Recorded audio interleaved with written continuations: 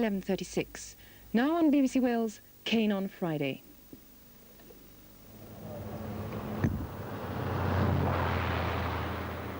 The Aberdare Valley is a model of the Welsh mining colony. Grey and grim, polluted and passionate, ravaged and radical. 100 years of coal mining has left precious little to boast about on the surface, but a generous legacy in the consciousness of man.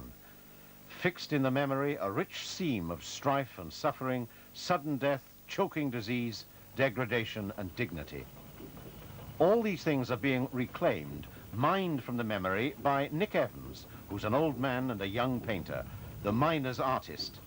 In a handful of years at the end of his life, he's encapsulated the story of the miners down the generations, of the miners and their families. And since the story, as he depicts it, is overwhelmingly a story of sadness, all his paintings are black and white. Somber, stark, uncompromising, like the story itself. Nick paints with his fingers, and that interplay between memory and heart which forms his artistic vision. He works with a restless energy, filling canvas after canvas, conscious of a shortage of time, for he's 71. He never painted a thing until he retired 6 years ago from his job as a train driver and wanted something to do.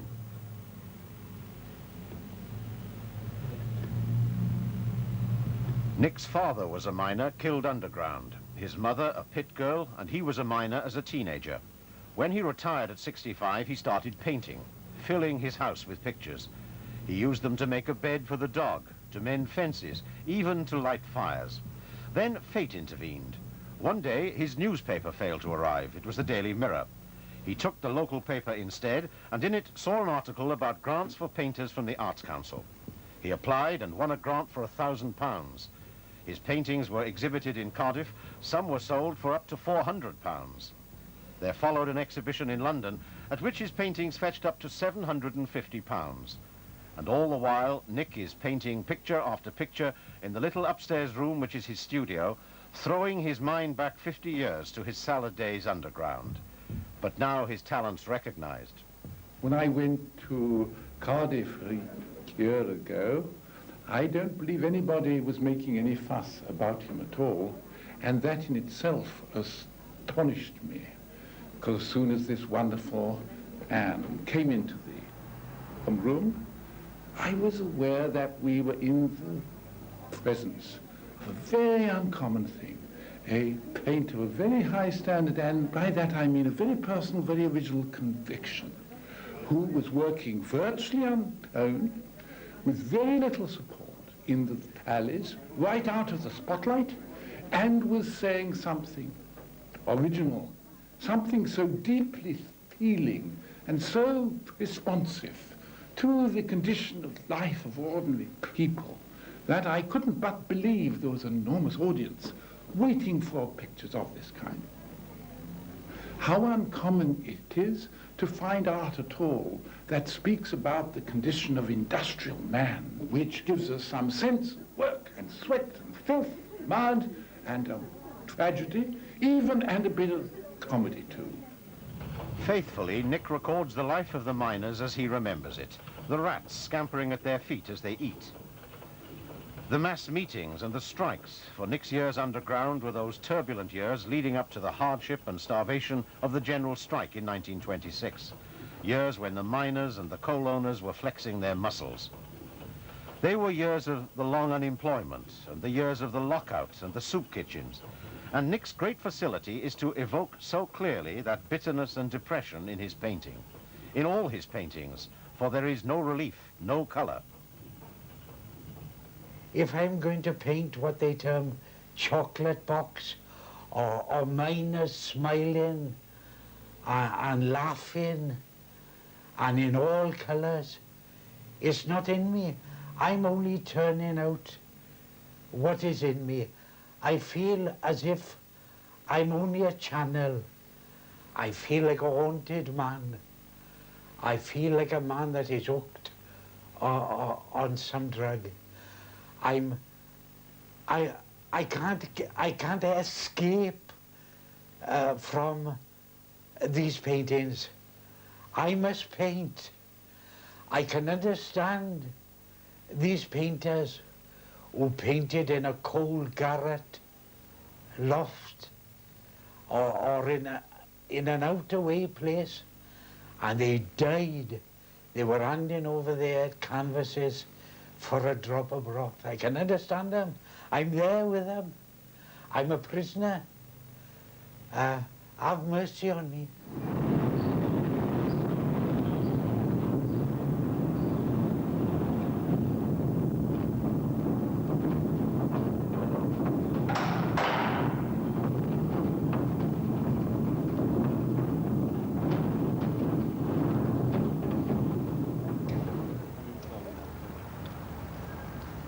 I love visiting the old coal mines, and I've been to most of the coal mines in South Wales.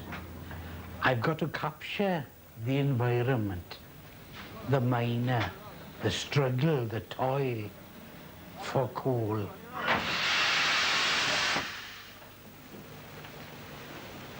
It's really a thrill to climb upon the footplate of a steam engine. Although I can't say they were comfortable. In the winter, the front of you was roasting because you were near the fire. And at the same time, your back was freezing. The wind, the rain, the sleet blowing in.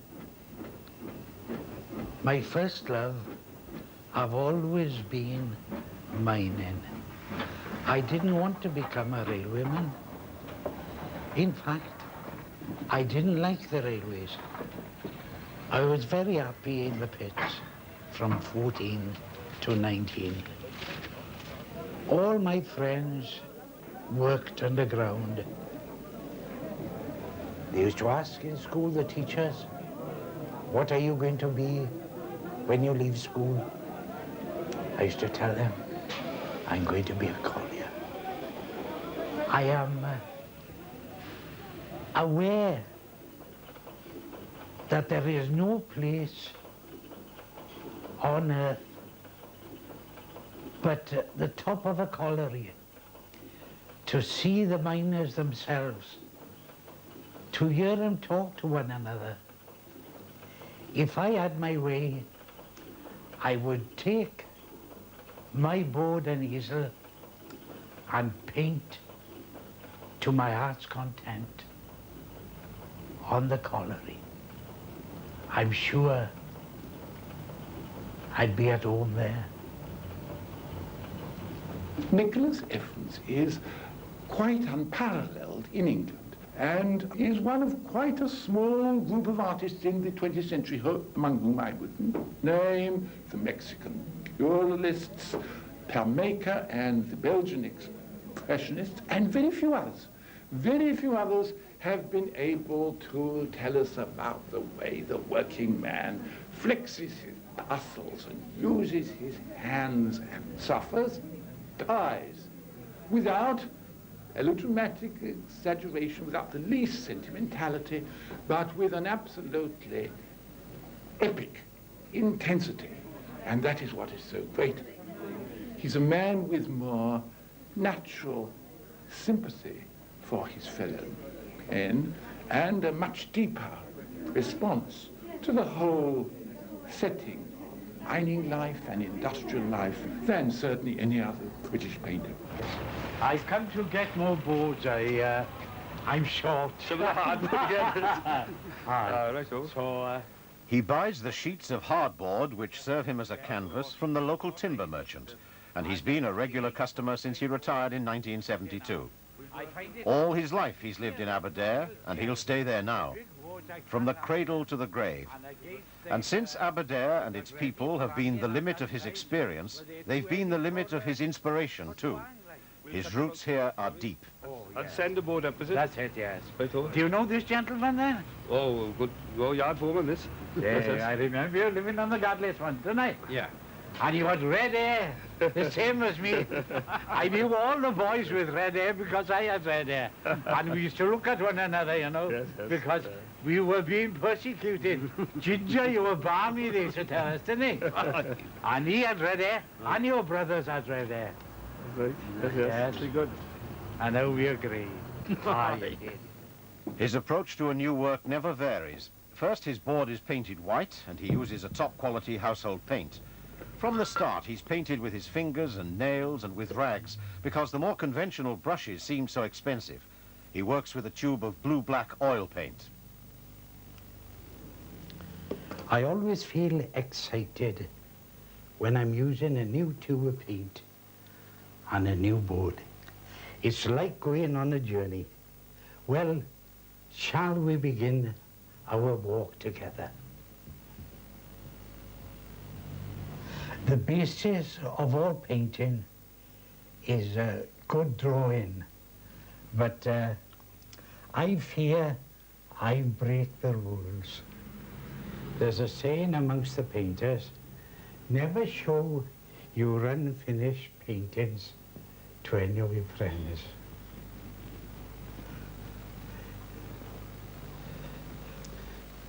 These lines I am doing now, they're only a kind of guidelines to the finished painting. There are books to be had now called finger painting, although I've never read one. And not only that, I've read somewhere about Michelangelo and Leonardo. They were fond of using their fingers to paint with.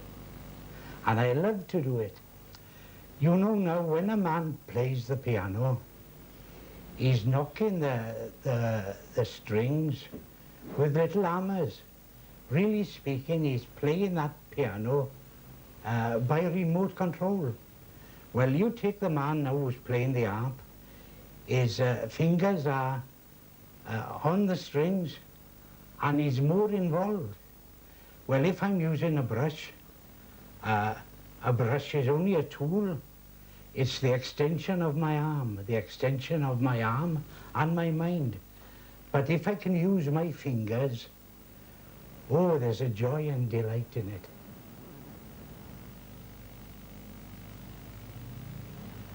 Do you know, I have found myself at times on my own where a man would whistle to himself or hum a tune to himself. I've been talking to some of the characters on the board.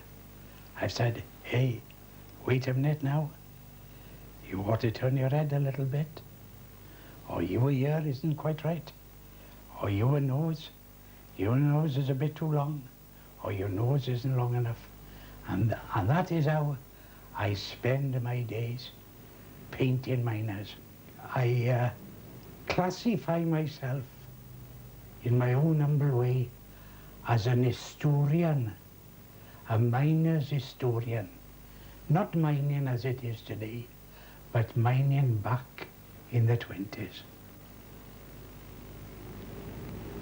Although I exaggerate in many of the faces of the miners that I paint, yet I've seen men like them, exactly the same. Do you know, I've been down in town and I've seen a man there. I came home and I painted that man. Well, it's as if I got a new job, like a new life, a new beginning. New lease on life you've That's got. it. No, this is Well, you know, what you're enjoying. I was thinking quietly. I know my own body. I know my own feelings, like. And I've heard men say about the scrap heap, like. Well, I thought, here am I. So I went painting, like another man would go fishing. He has quite naturally become something of a local celebrity. The friends of a lifetime delighted by the recognition he's received. And in Mayfair, you ought to see their cars outside, and a flag flying, and my name Nicholas Evans. Do you know? When I saw it, I cried, boys. Yeah, so you can't believe it, see? No, I can't believe it. It's like a fairy tale. It's Cinderella story. His exhibition in London was a great success. 16 paintings were shown, and they attracted unstinted admiration from the press and the critics. He was described as the discovery of the year, and 9 of the pictures were sold. The gallery concerned was delighted. We were astonished. Firstly, we had a tremendous press, which is pretty unusual nowadays. And we thought, well, with a bit of luck, some of the official bodies would buy, but we really didn't expect private people to buy them, for the reasons that they are heavy and they are dark, and they're not particularly cheerful. But one didn't, not that we really are very good at actually selling, we don't believe in it, but one simply didn't have to do anything. People saw the great quality in them. Well, very many people came into the gallery and took one look at the pictures and ran out as quickly as they possibly could. But people who really looked at the pictures immediately saw that there was something very, very special about them, and were, as my partner says, absolutely bowled over by the quality and the sheer weight and authority of the pictures, which for a man who has never had a painting lesson in his life and never consciously looked at any painting is really quite remarkable. All the art schools, all these skills, everything that can be done for and to art by public authorities and arts councils, it's irrelevant almost. It's the ability, the spirit that's in a man like Nicholas Evans that compels us. Is there any similarity or a hint of a line of descent in your mind to Nicholas Evans from any of the artists whose names are household names? I think so. You see, I believe a really good painter can catch a definition of art almost like a disease. He unpacks a capsule which is this compound definition of art that you can see, you can gather it from almost any poster, almost any postcard. Nicholas Evans caught his little germ from a Fiden book of Van Gogh, and from that book he was able to unpack the possibility and necessity of a light and shadow like Tintoretto, a fresco like monumentality equal to Rivera, a sense of the anonymous dignity of work, not unworthy to be mentioned with Virgil. All this is unpacked by Nicholas Evans out of the compound capsule that he inherits in a few old reproductions of Van Gogh, and if any man working today is the inheritor of the great tradition, Nicholas Evans is. Okay. Do you regret all those years when you might have been painting great pictures and you weren't, now that you know you have talent which everybody else can recognize? Yes, I'm very sorry. I feel that my life have been wasted. And I'll be 72 next birthday. And you know, I'm up here now. When my wife comes in, or the boys come in, or my daughter, she comes in, she knows where her dad is. I'm up in this room, and I'm painting with my coat off, you can say. Against the clock? Yes, I'm against the clock. I don't know when the Lord will call me home, but I want to paint. Do you know, I read about Winston Churchill. He said, they tell me that in eternity, he said, we'll be there forever and ever. And he said, I'd like to spend the first 1,000,000 years in painting. Well, I feel the same. But when I look into your paintings, Nick, I get the feeling that what is looking out at me is death and suffering and disillusion. Is that what your memory is? Yes, it is. But the comradeship, I think, outweighs it all. The friends, you know, how they'd come to help you if you wanted help. I never found that anywhere else, only in the mines. And talking about death and suffering, there was death and suffering, but all the same, there was fun there. There were good men there, men that could conduct people in singing and music. other men who could talk on science. You'd be surprised. The women, you know, played a very important part in mining. There were big families, and there were many daughters. Well, there was nothing for the daughters but to work on top of the collieries. And there'd be a lot of girls, my mother told me, working on the colliery where she was. And I painted one picture of two women, and whereas the pit girls were dressed in rough and coarse clothes, ripped and patched, yet I made them look very nice. The job they had to do in handling horses and on the screens of the coal and pushing drams were bad enough without me dressing them in rags. If you loved the mine so much, Nick, what was it that finally made you stop? Well, it was my mother, and I was the eldest child at the time, and she was almost afraid to see me go to work. It was as if there was a jinx on our family. How many of your family had been killed? Well, my father and my two uncles, they had been killed. And the neighbors, the neighborhood, there were several in our neighborhood. And we were a friendly, close-knit neighborhood. He has recreated so vividly disaster underground, the huddled, twisted bodies, pain and death. Perhaps his paintings tell us more about Nick Evans than he'll tell us himself. While he is gentle and loving, his work is sharp and challenging. The angry radical shouts from the hardboard.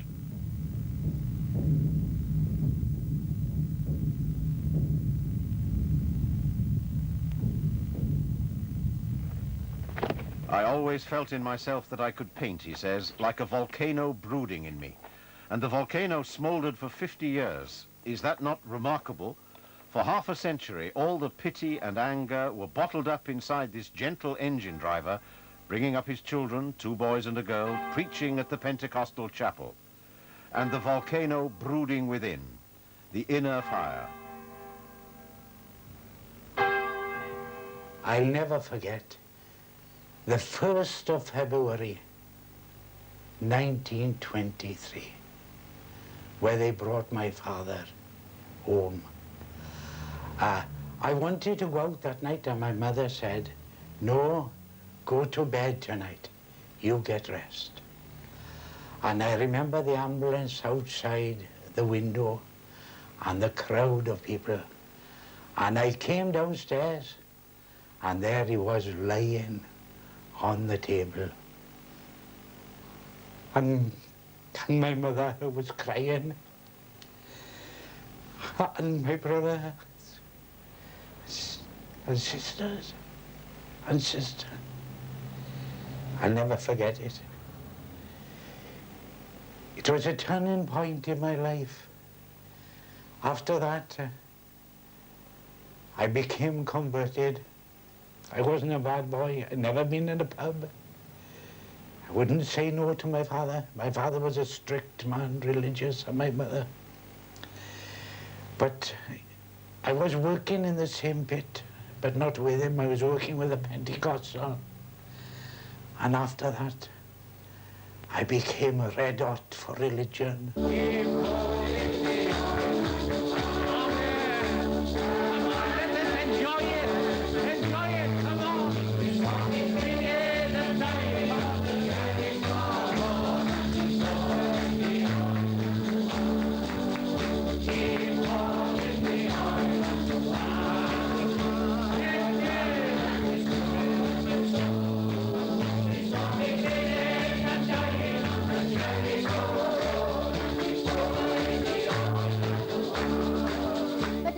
Samaritan, as he journeyed, came where he was, and when he saw him, he had compassion on him.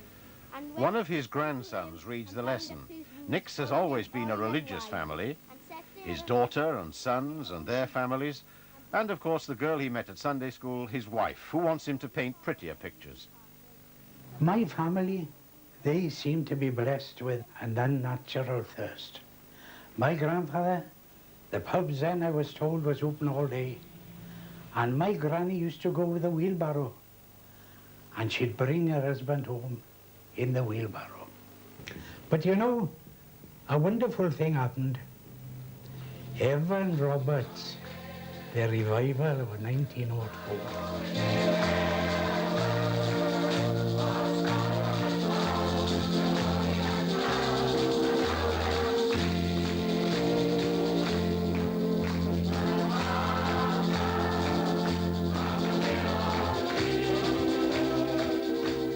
And that seemed to have changed everything, not only for my family, but many of the families of the miners. It was the pouring out of the Holy Spirit in 1904 and 1905 that saved the Rhondda Valley in the bad old days from becoming communistic. But the man I went to work with was known as Die Pentecostal. He was saved under the preaching of Stephen Jeffries. And there I was working with him.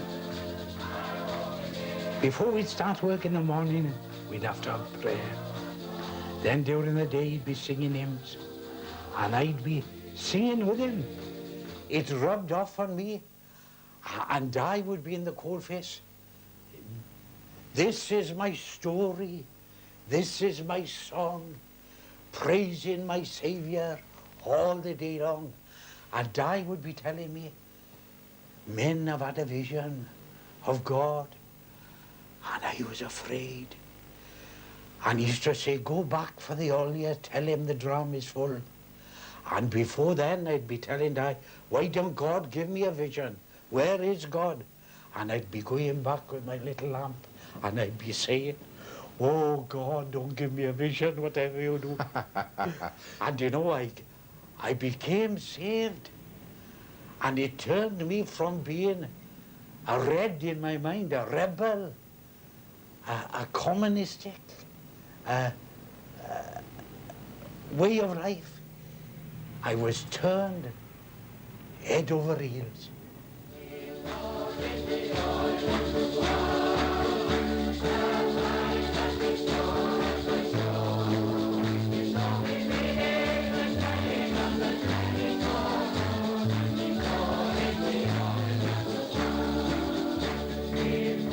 Whenever he comes here, where's Grandad? Upstairs, painting. I'm going up. And his mother can leave him here for hours, painting in my company. Well, Nicky, what have you done now? Let me see you now. Now, what is that now? An octopus. Well. What is this then? A big mushroom. A big mushroom with spots on. Now, what is that little thing there then? It's a bent arrow. A big arrow? A bent. A bent arrow. Well. Do you know, you're getting a better painter than Grandad. Well, what is that then? A triceratops. A what? Triceratops. A triceratops. Christ. Prehistorical monsters, eh? That's good. Now look, Nicky, I want you to tell now. What is it? Tell Grandad, what is that now? That's a strangling plant. Sort of. A sort of strangling plant. Well, tell me now, what is that there? A bomb. A bomb? Well. Now, what is this creature by here now? It's not a creature. What is it then? It's a football with a hole in it. A football with a hole in it? Well.